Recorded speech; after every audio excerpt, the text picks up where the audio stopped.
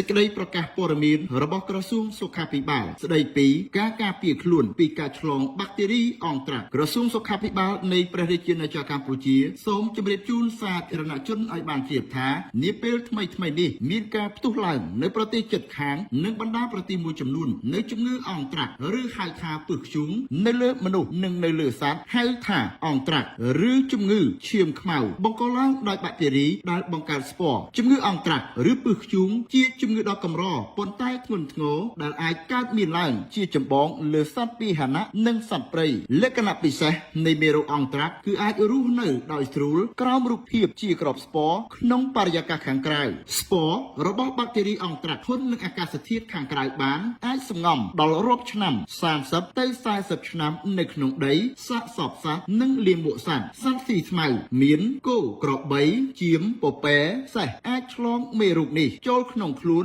បន្ទាប់មកក្របស្ពរក្លាយជាមេរោគមានចលនាហើយបញ្ចេញពិសរបស់វាដែលមានគ្រោះថ្នាក់ដល់សុខភាពជំងឺអង់ត្រាក់មានឱសថសម្រាប់ព្យាបាលនិងវ៉ាក់សាំងសម្រាប់ចាក់បង្ការរហូតមកដល់បច្ចុប្បន្ននេះមិនទាន់មានការរកឃើញជំងឺនេះនៅព្រះរាជាណាចក្រកម្ពុជានៅឡើយក្រសួងសុខាភិបាលបន្តពង្រឹងវិធានការសុខាភិបាលតាមច្រកព្រំដែននិងពង្រឹងកិច្ចសហការជាមួយក្រសួងពាក់ព័ន្ធក្នុងការទប់ស្កាត់ការនាំចូលជំងឺអង់ត្រាក់និងជំងឺឆ្លងផ្សេងទៀតពីក្រៅប្រទេសរបៀបចម្លងមនុស្សអាចឆ្លងមេរោគអង់ត្រាក់តាមរយៈការប៉ះពាល់ដោយផ្ទាល់ជាមួយសត្វឈឺស្បែកមុតដាច់ជាច្រកចូលនៃមេរោគឬឆ្លងតាមការសម្លាប់សត្វដែលមានជំងឺអង់ត្រាក់ឬផលិតផលដែលមានដើមកំណើតពីសត្វមានជំងឺអង់ត្រាក់ដូចជាសាច់ឈាមរោគឆ្អឹងការដកដង្ហើមចូលនៅធូលីដែលមានស្ពរមេរោគអង់ត្រាក់ការបរិភោគសាច់ដែលមានមេរោគអង់ត្រាក់ប្រើមជុលសារ៉ាំងរួមគ្នាជាមួយអ្នកមានជំងឺអង់ត្រាក់មេរោគអង់ត្រាក់មិនមានផុសតាងឆ្លងរាលដាលពីមនុស្សទៅមនុស្សទេ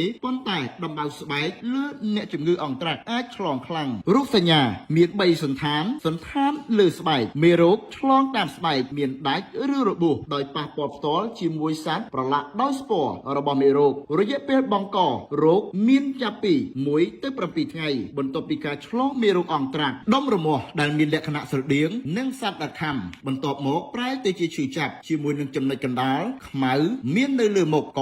ដៃហើមកូនកណ្ដុរមនុស្សឆ្លងជំងឺមួយចំនួនមានរោគសញ្ញាដូចជាឈឺក្បាលឈឺសាច់ដុំគ្រុនក្តៅនិងក្អួតសន្តានក្រពះពោះវៀនការឆ្លងតាមការបរិភោគស្ពរចូលដូចជាបរិភោគសាច់មានមេរោគអង់ត្រាក់រយៈពេលបង្ករោគមានចាប់ពី2ទៅ5ថ្ងៃអាការៈដំបូងដូចជាពុលអាហារប៉ុន្តែអាចមានឈឺពោះក្អួតចង្អោរក្អួតឈាមរាគធ្ងន់ធ្ងររាគឈាមក្តៅញាក់ហើមកហើមកូនកណ្ដុរនៅកឈឺកឈឺបំពង់កឈឺក្បាលមុខក្រហមភ្នែកក្រហមសន្លប់សន្តានផ្លូវដង្ហើមជាករណីធ្ងន់ធ្ងរប៉ុន្តែកម្រកើត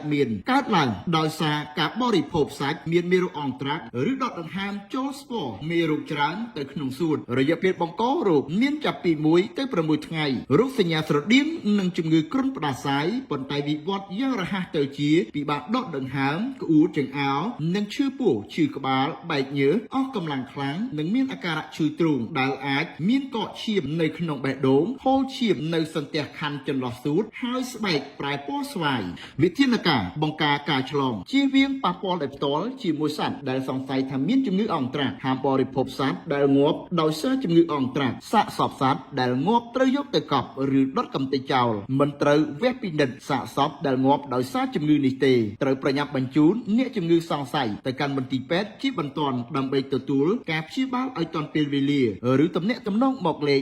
115ក្រសួងសុខាភិបាលនឹងបន្តធ្វើការជូនដំណឹងអំពីព័ត៌មានទាក់ទងនឹងបញ្ហាសុខភាពសាធារណៈតាមបណ្ដាញសង្គមផ្លូវការរបស់ក្រសួងសុខាភិបាលក៏ដូចជាទំព័រ Facebook ផ្លូវការរបស់នាយកដ្ឋានប្រយុទ្ធនឹងជំងឺឆ្លងនិងគេហទំព័រ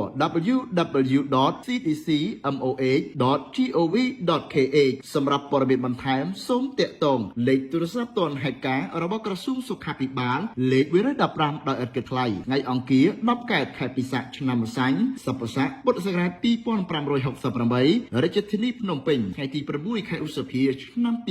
2025សូមអរគុណ